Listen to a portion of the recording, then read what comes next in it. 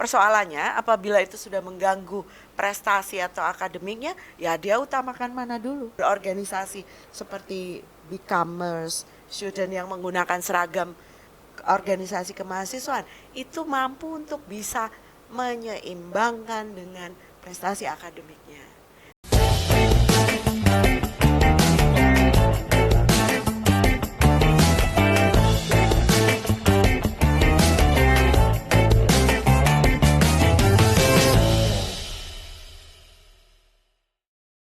Salam sejahtera untuk kita semua.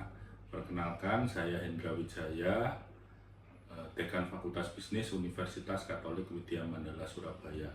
Puji syukur pada Tuhan, jadi pada hari ini telah di-launching BIKAM 31, BIKAM ke-31 dengan judul Flexible but Fragile Business Student Navigating Gig Work. Nah, jadi melalui BIKAM 31 ini diharapkan dapat menginspirasi kalian semua, para BIKAMers, sehingga harapannya bisa berdampak positif untuk kalian semua.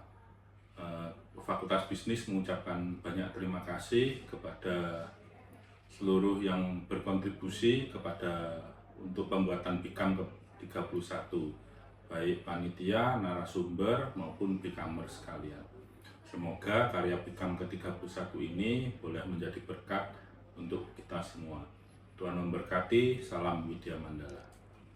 Salam sejahtera untuk kita semua. Sebelumnya, perkenalkan, nama saya Melanie Permata Denvani selaku Ketua Pelaksana BIKAM 31. Puji syukur saya panjatkan kehadirat Tuhan Yang Maha Esa karena atas limpah rahmat-Nya dan karunia-Nya kita dapat bersama-sama menyelenggarakan program podcast BIKAM 31 dengan tema Flexible but Fragile Business Student Navigating Gig Work. Program ini lahir dari semangat dan kepedulian terhadap pentingnya peran mahasiswa di era digital saat ini. Bagaimana kita tidak hanya fokus mengajar akademik, tapi juga mampu berinovasi, berkarya, dan berwirausaha sejak dini. Memanfaatkan teknologi digital sebagai jembatan meraih mimpi. BIKAM 31 ini terdiri dari 7 episode, yaitu The Star, More Than Anyone Else, Opinion, Who Are You, The Trophy Is Coming, Campus Life, dan Show Me, di mana setiap rubriknya memiliki topik bahasan yang berbeda. Melalui podcast ini, saya berharap dapat membagikan inspirasi dan kisah nyata serta menyebarkan semangat dari narasumber kepada seluruh mahasiswa. Saya ucapkan juga terima kasih kepada seluruh pihak yang telah berkontribusi dalam setiap proses pembuatan hingga launching BIKAM 31, baik para panitia, narasumber, maupun para BIKAMers. Saya mohon maaf apabila ada salah kata atau tindakan. Semoga BIKAM 31 ini bisa menjadi langkah kecil yang membawa perubahan besar. Selamat menikmati rangkaian BIKAM 31. Terima kasih. Hai BIKAMers, selamat datang di podcast BIKAM 31. Nah, jadi kembali lagi bersama aku di sini, Dev Claudio, podcaster magang. Di episode kali ini kita tuh bakal ngobrolin seputar tema besar kita, yaitu tentang gig works. Jadi kita bakal bicarain gimana penyeimbangan antara kuliah, terus juga kehidupan pribadi kita, dan juga tentang pekerjaan yang kita ambil itu. Nah, di episode kali ini tuh kita cukup spesial karena kita kedatangan salah satu dosen UKWMS yang dikenal dengan beliau ini pemikirannya kritis dan juga sudut pandang yang tajam dalam melihat fenomena sosial di dunia kerja. Bersama beliau kita bakal mengupas tuntas terkait gig works ini. Jadi bukan hanya kita melihat di sisi peluangnya saja, tapi kita akan juga melihat tantangan dan resiko yang mungkin jarang diperhatikan dari mahasiswa yang mengambil pekerjaan sampingan ini di perkuliahannya. Oke, selamat pagi Bu Her. Selamat pagi BIKAMers. Mungkin bisa Ibu memperkenalkan diri sedikit tentang Bu Her sebagai dosen di UKWMS. Oke, baik. Saya Herlina Yokaroida, saya staf tetap pada Fakultas Bisnis Unika Widya Mandala, Prodi Manajemen. Kebetulan bidang yang saya geluti adalah bidang atau yang kalau mahasiswa mengenal tuh konsentrasi keuangan. Oh, oke. Saya sebelumnya saya juga sempat lihat Bu Her ini sempat diundang sebagai mungkin pembicara dan juga pemateri di beberapa acara-acara seminar yang diadain UKWMS. Terus saya juga sempat lihat kemarin Bu Her ada diundang di UC yang membahas tentang Google. Women's Day. Oh ya. Ya itu Bu. Jadi beliau ini cukup apa ya? Kalau menurut saya kompeten, jam terbangnya sudah tinggi, makanya itu kami memilih beliau sebagai pembicara hari ini. Oke, mungkin kita langsung saja Bu Her masuk ke pertanyaan yang pertama. Mungkin sebagai dosen di UKWMS, bagaimana Ibu melihat tren mahasiswa yang mereka itu kuliah tapi juga sambil mengambil pekerjaan gig work ini Bu. Jadi mereka sebagai gig worker. Apakah menurut Bu Her itu memang sudah menjadi hal yang lumrah di zaman sekarang? Oke, kalau mau bicara gig itu kan istilah yang mungkin baru muncul recently ya. Saya waktu kuliah dulu juga ada kok yang namanya gig itu artinya short term, short works yang diambil. Dan kenapa itu lazim pada mahasiswa? Karena memang tidak ada sebuah kontrak full yang menuntut komitmen tinggi dari mahasiswa. Itu sebabnya kenapa gig work itu sudah ada dari dulu. Saya juga melakukan hal yang sama. Pada waktu saya S1, saya juga jadi asisten dosen itu sebenarnya gig juga ya. Atau mungkin dia cuma kesempatan saya lihat.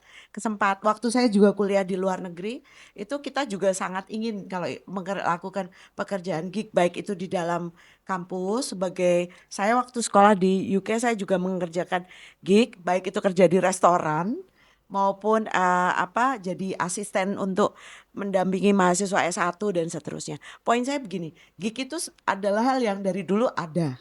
Cuma istilah itu menjadi come up recently. Kenapa? Karena satu lagi yang mungkin saudara perlu ingat, kita tuh punya bonus demografi yang sangat besar.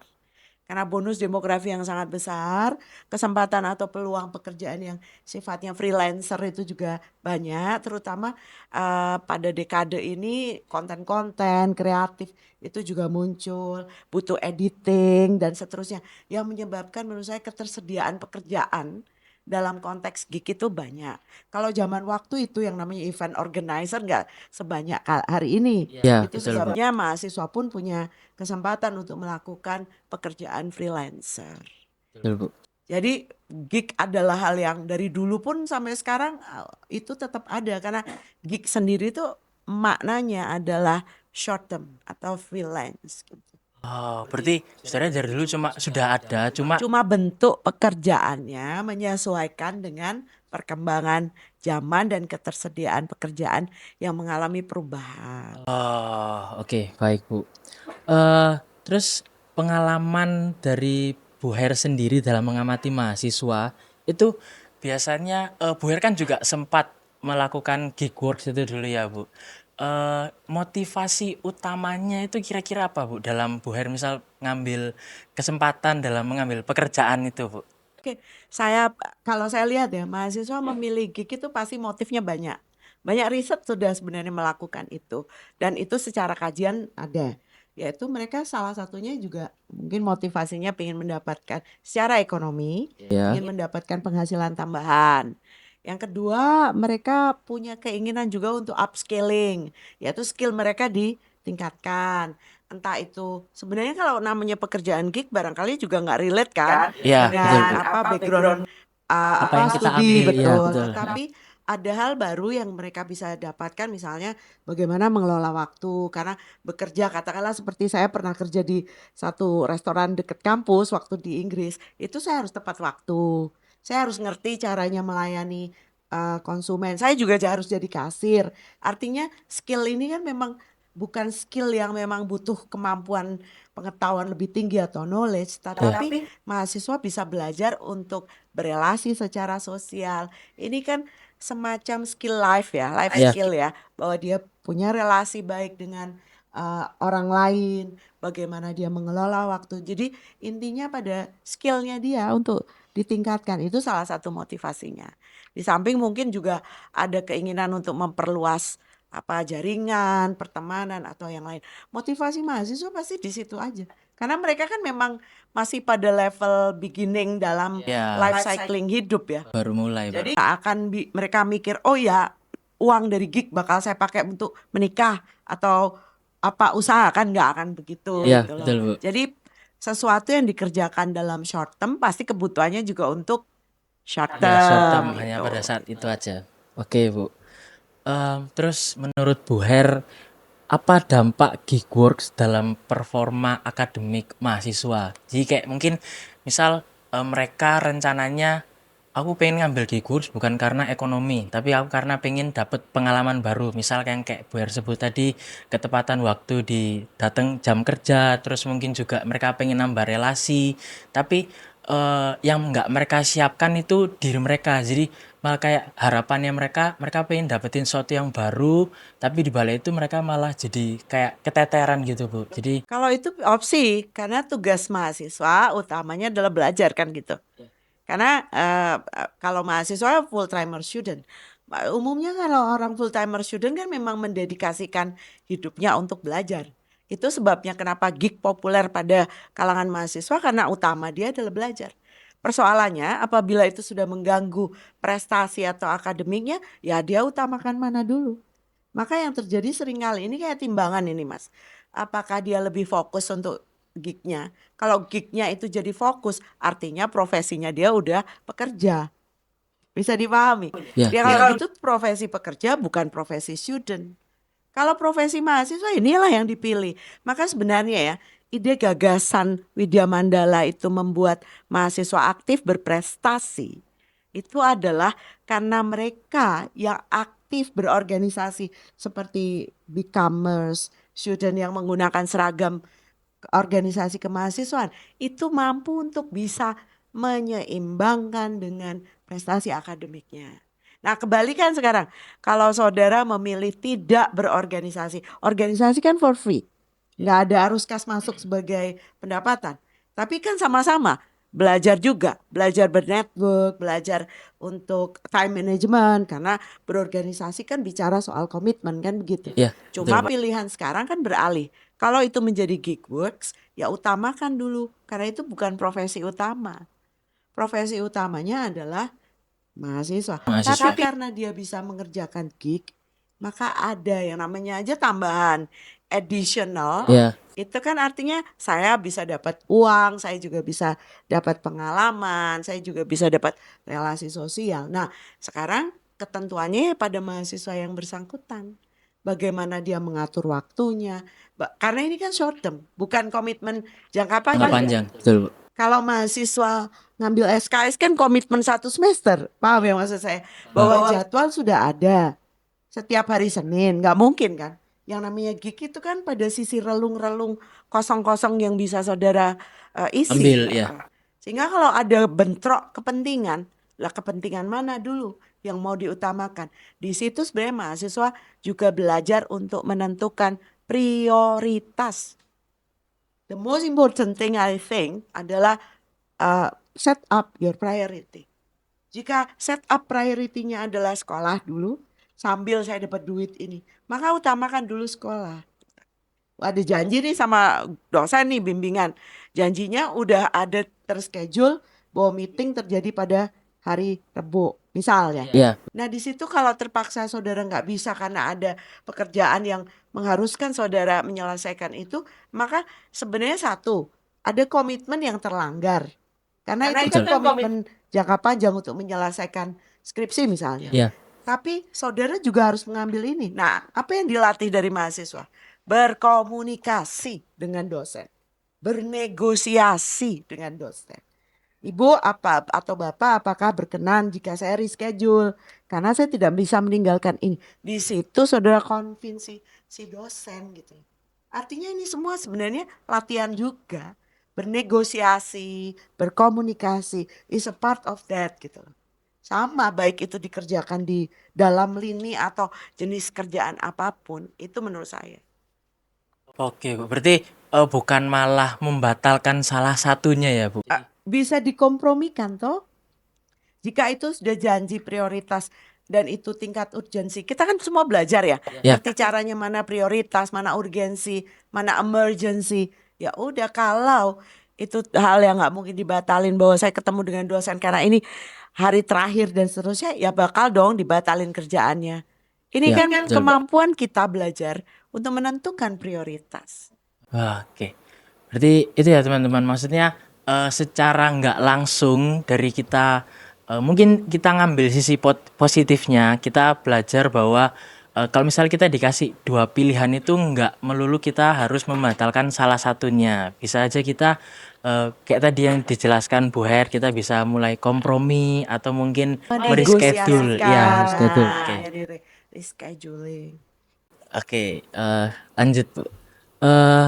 Apakah kalau yang dari Bu Her lihat sekarang, mungkin kayak Bu Her sudah sempat mengamati mahasiswa-mahasiswa yang mungkin juga mengambil pekerjaan sampingan, itu menurut Bu Her, apakah mereka sudah cukup bisa buat mengatur waktu mereka? So far, saya ada beberapa mahasiswa di kelas saya yang melakukan gig itu. Jika mereka terkendala biasanya, itu saya notice, lalu saya tanya, why, kenapa enggak masuk, kenapa? Kalau saya peduli ya bagian itu. Lalu misalnya yang bersangkutan mengatakan, saya soalnya kerja Bu di area Surabaya bagian mana begitu, dan itu kesulitan mengatur. Maka yang bisa dilakukan oleh dosen adalah mengingatkan kembali komitmen awal. Saudara kan utamanya adalah belajar ya aturan. Skill mengatur itu kan skill manajemen juga. Ya. Jadi untuk itu tergantung si mahasiswa yang bersangkutan. Kalau dia jadi larut terus malah kesenangan bekerja, itu opsi dia. Tetapi tugas sebenarnya mengingatkan kembali mana yang jadi prioritas. Supaya sebenarnya ada batas. Apakah benar gig ini akan saudara jadikan sebagai profesi? Paham ya maksud saya? Nah, mungkin perlu diingat begini. Gig itu mungkin menyenangkan karena dapat uang tambahan secara Iya, ekonomi. betul. Tapi mahasiswa perlu tahu bahwa gig itu pun punya resiko. Apa resikonya? Nah, saya selalu ingatkan. Ini untuk kita bicara data ya. Oke, Bu. Freelancer di Indonesia itu sekitar ada 80 jutaan. Dan sekitar 50% itu adalah mahasiswa.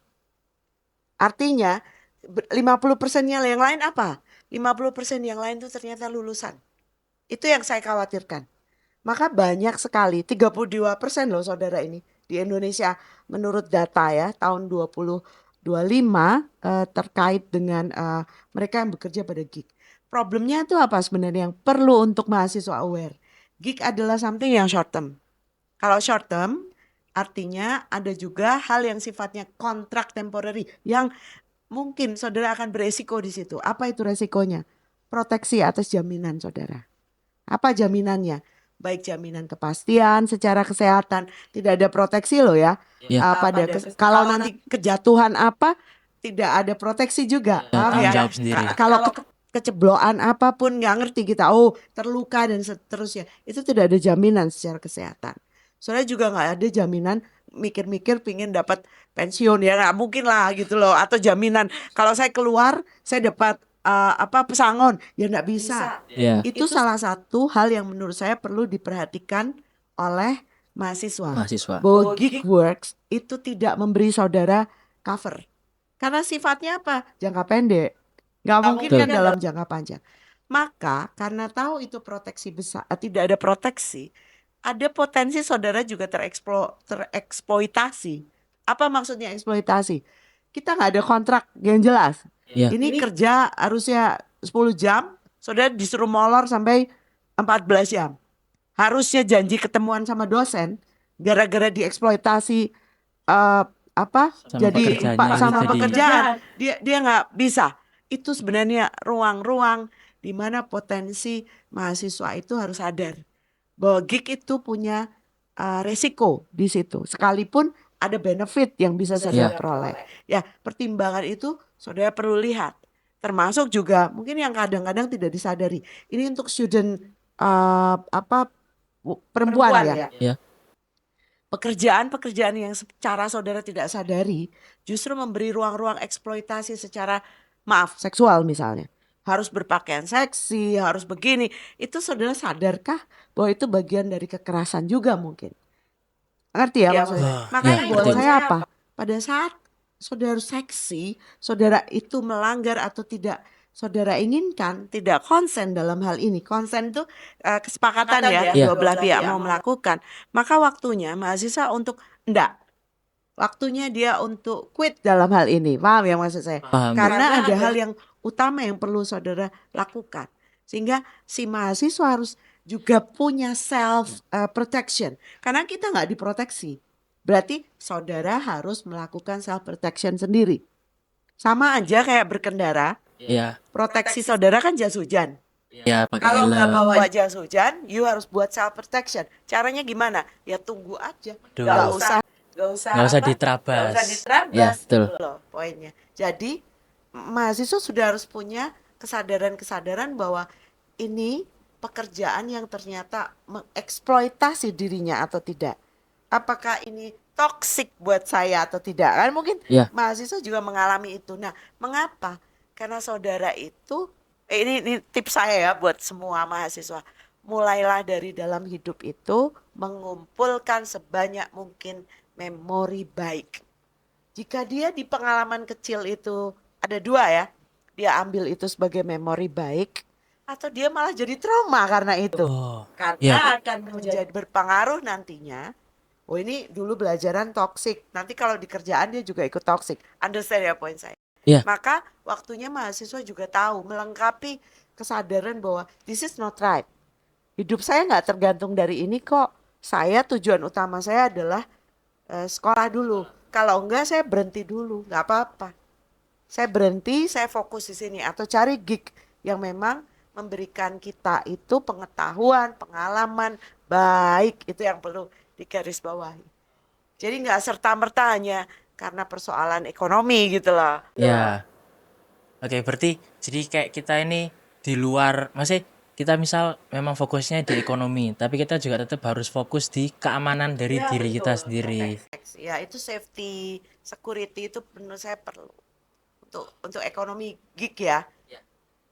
Terutama misal gig kan macam-macam. Ada juga yang mungkin jadi ojol, driver dan yang lain. Itu kan perlindungan atas situasi kritis kan juga harus punya kesadaran. Karena bisa saja terjadi kecelakaan. Nah, kebetulan si mahasiswa ini ternyata tidak punya proteksi, maka kan itu membahayakan dia. Yang akhirnya malah tidak bisa melanjutkan studi karena problem tertentu misalnya. Itu kan artinya bukan tujuan itu kan Ya, yang betul, ingin Pak. kita dapatkan. Oke, terus kalau misal dari fenomena gig wars ini, terus tadi yang dari Bu Her sudah jelaskan, apakah justru dari fenomena ini justru menggambarkan kemandirian kita sebagai mahasiswa atau malah menjadi tekanan dari kita? Jadi Kalau itu sih tergantung ya. Pressure itu pastilah ada pressure. Tapi kan tadi balik kemandirian, saya pikir mereka mengambil pilihan itu berarti kan dia sudah mengambil choice gitu loh. Apakah itu sebuah keterpaksaan? Ya, kalau ngambil gig karena keterpaksaan, saya memang mau kuliah sambil saya danai sendiri, mau nggak mau memang manajemen pribadinya kan harus jalan gitu. Kalau dia independen, saya rasa anak-anak yang aktivis juga bisa dikatakan dia juga punya independensi gitu loh. Independensi itu kan artinya si mahasiswa itu mampu untuk membuat keputusan yang tepat buat dirinya. Either dia mau memilih jadi aktivis atau either dia juga bekerja sebagai gig works dan seterusnya. Independen itu artinya kan dia mampu untuk membuat keputusan sendiri. Tidak dalam tekanan, ada unsur freedom di dalamnya. Nah, kalau ada pressure, semua pekerjaan juga pasti ada pressure. Organisasi juga ada pressure. oke, berarti pokoknya ini semuanya depends dari diri kita Ya, sendiri. tapi tadi depends itu butuh kognisi, butuh pengetahuan. Pengetahuan apa? Pengetahuan dengan apa? Menghitung resikonya, menghitung benefit yang diperoleh.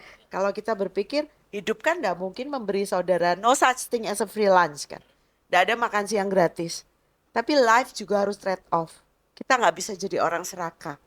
Bahwa dua-duanya berhasil bagus, itu sebabnya kan di WM ini memberi semacam apresiasi untuk mahasiswa aktif berprestasi. Recognize kan? Itu secara filosofi kenapa dulu itu diciptakan adalah bentuk penghargaan dari mereka yang mampu untuk memanajemeni kehidupan akademik dengan kehidupan organisasi. Itu nggak gampang loh Iya, untuk itu. betul. Nah, sama nggak gampang loh untuk kerja. Mungkin ini pengalaman aja ya. Saya appreciate banget dulu waktu sekolah PhD. seorang ibu ya ambil sekolah, ya harus menghidupi anak-anaknya. Atau seorang bapak yang harus cari tambahan ya waktu waktu studi, tapi juga harus belajar gitu loh. Kan dia kan bisa aja tergantung pada uang beasiswa. Ya, betul Bu. Tapi mungkin dengan uang beasiswa itu barangkali tidak bisa cukup. Itu sebabnya dia bekerja. Dan bagaimana dia mengatur waktu itu luar biasa. Itu yang namanya manajemen waktu tau. Saya juga nangis-nangis kok dulu waktu dimarahi owner waktu saya kerja jadi gig gitu ya. Untuk di restoran Thailand waktu itu.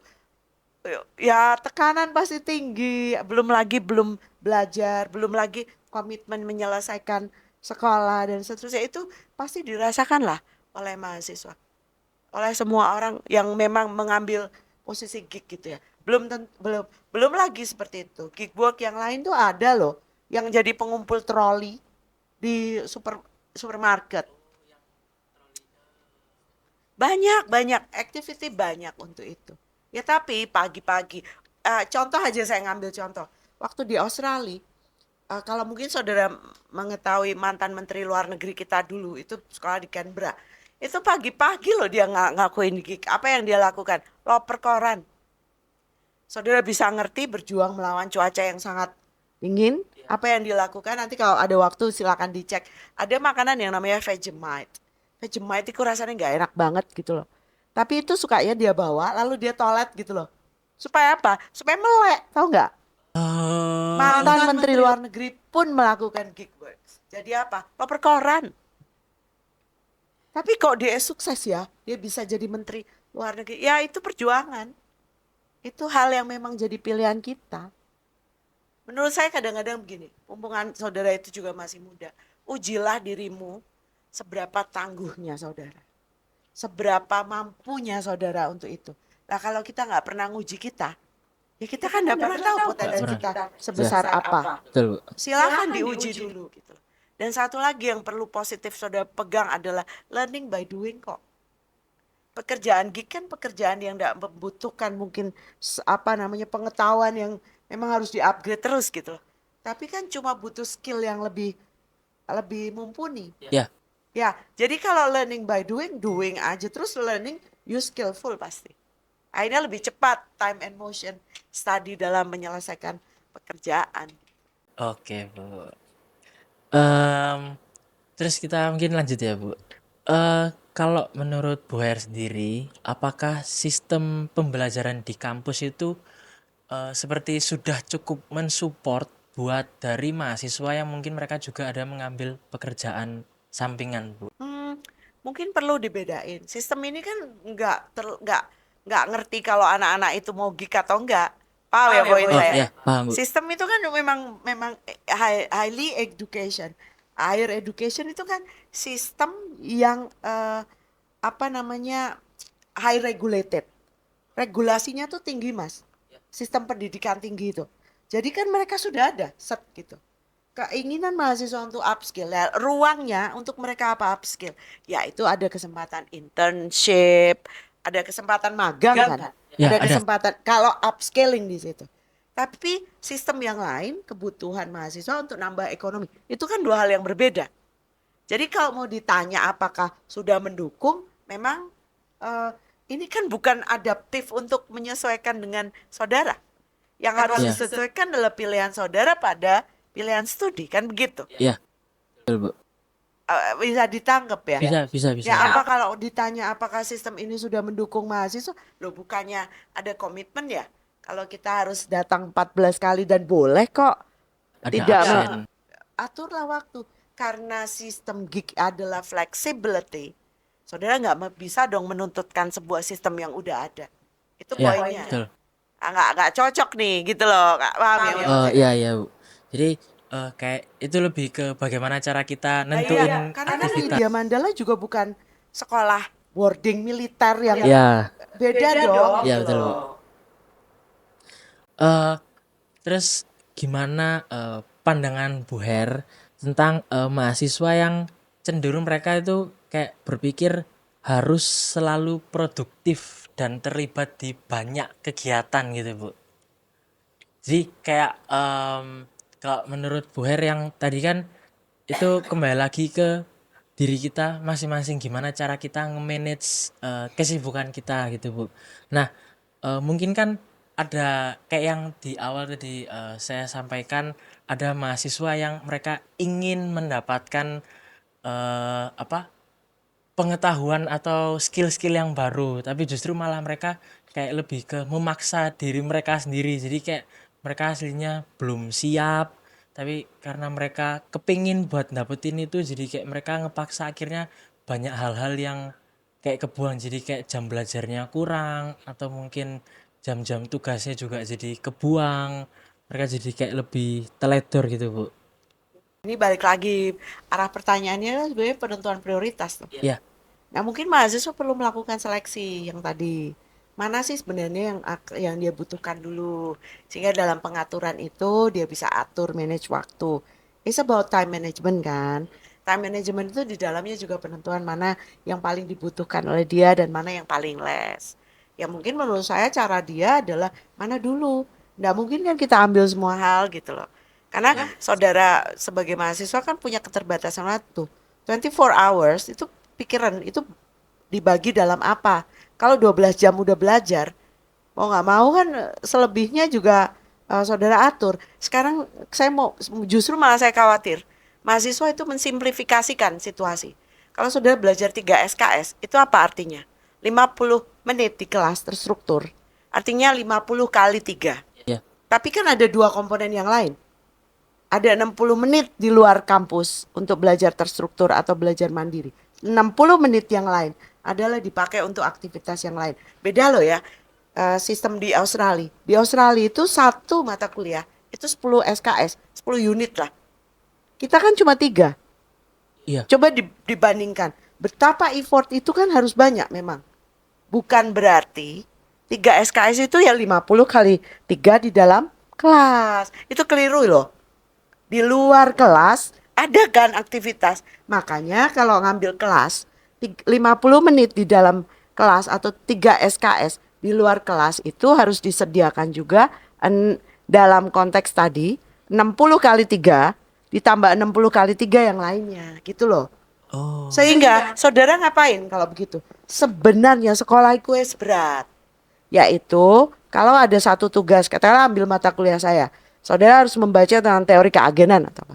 Kan saudara harus ngeresum, bukan cuma di kelas dengerin Bu Er bicara, tapi di luar kelas pencarian, memilih artikel yang tepat itu takes time.